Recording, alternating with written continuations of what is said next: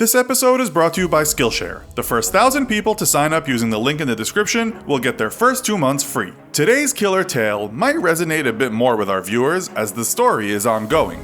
Over the last year, we took you back to the 19th century with Jack the Ripper and H.H. Holmes, we made you want to throw up your popcorn after outlining the despicable acts of Ted Bundy, and we no doubt perplexed you with the story of human skin suit designer Ed Gein. One other killer we featured who was never caught is known as the Zodiac Killer. Looking at the news as we write this, we see it's being reported that police believe they might finally catch this guy. How are they going to do it? Well, the same way they got the Golden State Killer, the maniac being featured in this episode of the Infographics show. What do we know about the Golden State Killer? Okay, so the Golden State Killer, we now know, is named Joseph James D'Angelo, and he's a 72-year-old man who is allegedly responsible for 12 murders and at least 50 rapes that cops say he committed in California in the 70s and 80s. In case you didn't know, California is nicknamed the Golden State because gold was found there in the mid-18th century. It's got nothing to do with the many sunny days the region experiences. The police had been looking for this man for many years, and if you are an arch criminal, you should know that while the cops don't always get their man, they do keep looking. He moved around the state and picked up various monikers from the press, such as the Visalia Ransacker from the city Visalia, the East Area Rapist, the original Night Stalker for killings in Santa Barbara, and the Diamond Knot Killer due to his acumen for tying knots around his victims. The police linked all those rapes and murders because he fits the bill due to his modus operandi, which basically means someone's mode of operating or how they do stuff. Police believe that this man, who was once a cop himself,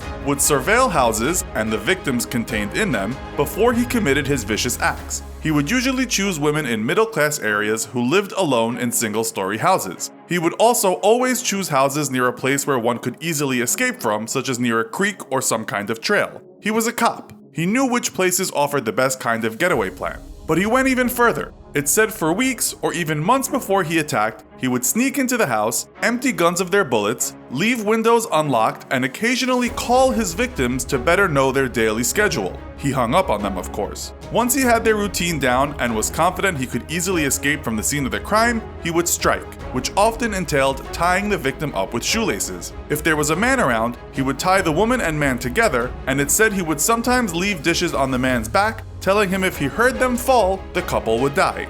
With this setup, he would leisurely ransack the place. He would sometimes steal valuable stuff, but also take things that didn't have much monetary value. It's believed in 1974 and 1975, he was very active as a burglar in Visalia, and one time killed a journalism professor who was just trying to help his 16-year-old daughter. But it's also said most of the time the people he robbed didn't get hurt besides the wounds they suffered from being tied up. In the case of the professor, news reports tell us D'Angelo was stealing things when he and the girl woke up and confronted him. The masked man pulled out a gun, fired twice, kicked the girl in the face, and ran, we are told. Many more burglaries happened, but after a while they stopped, only for similar things to happen in other parts of California. Police were always aware that one man was probably behind the many similar crimes. As he was seen by many of his victims, he was described as being a big white chap, around 200 pounds, with size 9 shoes, apparently he was a fan of Converse, and at the time said to be about 25 to 35 years old.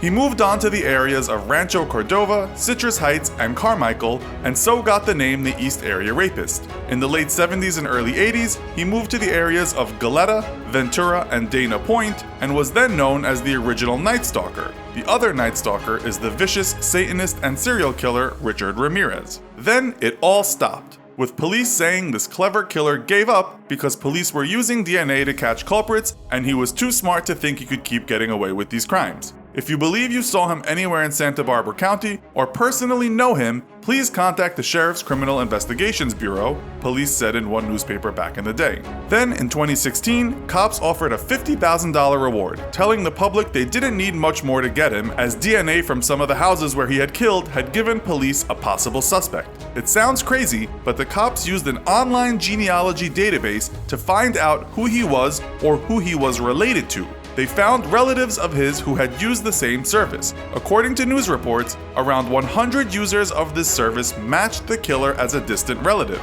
It took us only 4 months to get to the right pool of people, an investigator told CNN. This guided us to the right pool of people without having to ruffle the sensibilities of a whole lot of people. The police then looked at this small pool and knew they had got their man. Cops couldn't charge D'Angelo with some crimes due to the statute of limitations, too much time had passed, but he was charged with 8 counts of murder. In court, he said nothing other than to confirm who he was. His arrest has caused some speculation regarding the capture of other serial killers that were never caught, and we are not talking about the infamous Jack the Ripper. The one guy everyone wants caught is the murderer we have already featured in this series, none other than the Zodiac Killer. One man who spent his life informally investigating the cryptogram maniac told the press that the Zodiac no doubt used saliva when he licked those envelopes he liked sending to the press. You just need to get the evidence, get it to the lab, just copy what was done with the Golden State Killer, Voight told the media. Similar sentiments were echoed by a real police investigator, albeit former investigator, when talking to the Sacramento Bee. The killer of at least 7 people remains at large, but if he's still alive, he might still get caught, said the ex-cop. I hope with all of the news and revelations about the Golden State Killer that it will kind of be the impetus for the Zodiac, she told the Bee. If stories like this intrigue you, you should consider taking a Skillshare class called Forensic or Criminal Psychology. The class will teach you fascinating facts and theories behind criminal thinking and behavior. You can learn this and many more things by joining Skillshare, an online learning community with over 20,000 classes in design, animation, technology, and more. Premium membership will give you unlimited access to topics that will improve your skills and, in the process, your life. The first 1,000 people to sign up by visiting Skillshare.com/infographics11 or clicking the link in the description will receive 2 months of Skillshare absolutely free. Join Skillshare and start learning today.